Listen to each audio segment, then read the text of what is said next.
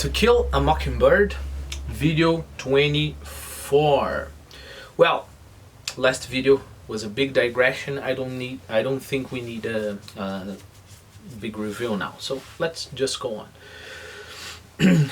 But there came a day, barely within Jim's memory, when Boo Radley, keep in mind, is Arthur Radley, okay? Sometimes books change the names and we get a little confused. Digression. Today I'm very digressive. When you read the Russian, authors like Dostoevsky and Tolstoy, you get very lost very frequently, but because each character has three names, and sometimes they use the last name or a nickname, and then some characters like have 4 or 3 nicknames, and then if you read like War and Peace by Tolstoy, you have, I don't know, you must have like 70 characters, right? So you spend a lot of time just trying to figure out who is this person. Has this person appeared? My advice for you, I know it's complex, I know sometimes it's confusing, but when we're talking about great books, every time I give you those suggestions, I'm talking about great books. There are some books they don't deserve that much attention. I do believe there are many books they don't deserve that you spend so much energy on them. Well, my advice are for good books, okay? And then my advice is, spend your energy doing that, alright? If you read a passage and you don't know who that person in the passage is, sometimes it happens with secondary characters, We take a look and say, this guy must be... You are losing a very important characteristic of this story, right? Nowadays, mainly in English, if you're reading in English, I think we are very privileged. There are Spark Notes, there are other websites like those, Radcliffe, if I'm not wrong, or Cliff, something like that, but it's very easy. You have like lists of characters helping you localize the stuff, right? Or I don't know, I usually write by the end of the book, or at the end, or at the beginning, on the first pages. I start writing the characters as they appear, and as I'm reading, I usually kind of color the names so I can localize them very easily. And I know it's annoying, you have to go back and etc., but otherwise you'll miss a lot of the meaning of this story, right? Okay. But there came a day, barely within Jem's memory, when Boo Radley was heard from and was seen by several people, but not by Jem. He said Atticus never talked much about the Radleys. When Jem would question him, Atticus's only answer was for him to mind his own business and let the Radleys mind theirs. They had a right to. But when it happened, Jem said Atticus shook his head and said, So what happened, right? So Jem received most of his information from Miss Stephanie Crawford, a neighborhood scold who said she knew the whole thing. Just a sec here.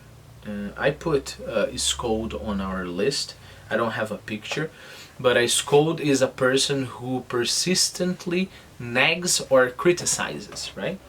Just like the neighborhood gossip, right? But more than that.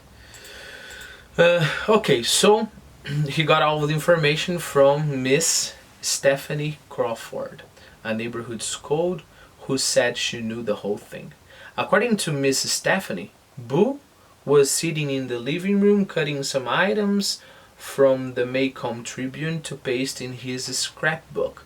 I think it was in fashion here in Brazil as well. Some people had, but a scrapbook, remember, it's like an album that you get scrap. You know, scrap paper is like paper that has already been used, you know, like pieces of paper and etc. Then you glue there for memory or for artistic purposes and etc. Some of my students showed me theirs where they draw as well. They're pretty good. Well, but the thing is, you know, you glue or clip things there on the scrapbook.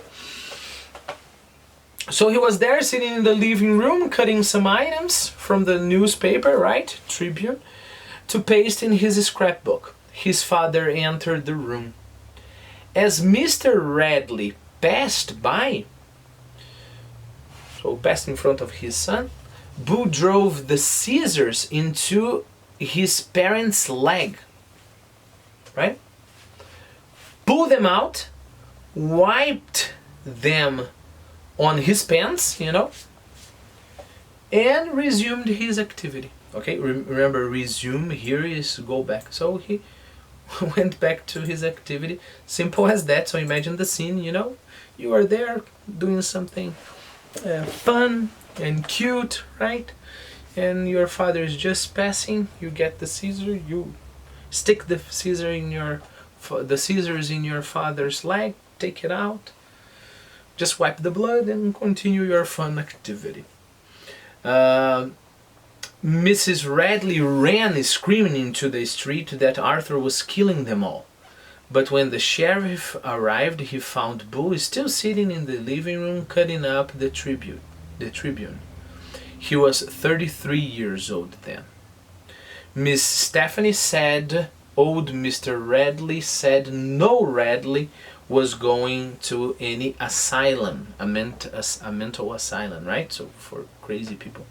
When it was suggested that a season in the Tuscaloosa might be helpful to Boo. Boo wasn't crazy. He was high-strung at times.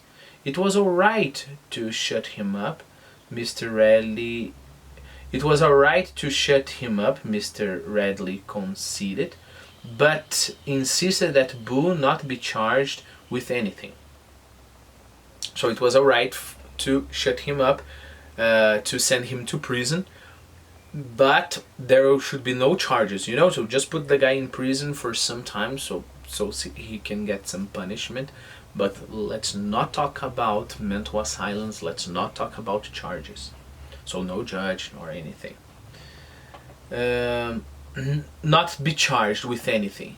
He was not a criminal. The sheriff hadn't the heart to put him in jail alongside Negroes, so Boo was locked in the courthouse basement. Well, I will talk about vocabulary in a moment, but here we have the first pretty strange thing for us, right? And of course this topic will be developed throughout the book. So there's this guy, apparently he's kind of crazy, he's going to spend some days in the jail, but the sheriff is not going to put him in jail. Okay, we have to lock him up for some days, but not in jail, right? Why? Because there are Negroes there in jail, you know, and you're not going to put this guy in jail with the Negroes, right? And then we are like, what? But of course, remember, this is the 20s, right? And if you read anything about this book, you know this issue will be a big deal. For now, just keep in mind they're just probably just Negroes there, or maybe there's a white guy, some white guys there, but they're so evil, or they did something so wrong that they deserve to be there with Negroes, right? Not a guy who is just a little crazy. It's a pity to leave him there with Negroes. So that's the kind of spirit you have there. Okay, keep that in mind. Well, important words. So as I told you, scold is important. Scrapbook, asylum, right? Mental asylum. High strung. High strung is very nice. I put a picture of SpongeBob SquarePants there, and he's just biting his nails because he is very high-strung, right? So keep in mind we're talking about nervous, tense, things like that. As I told you, the expression to shut someone up is to imprison or lock someone into some place, right? The same thing as confine,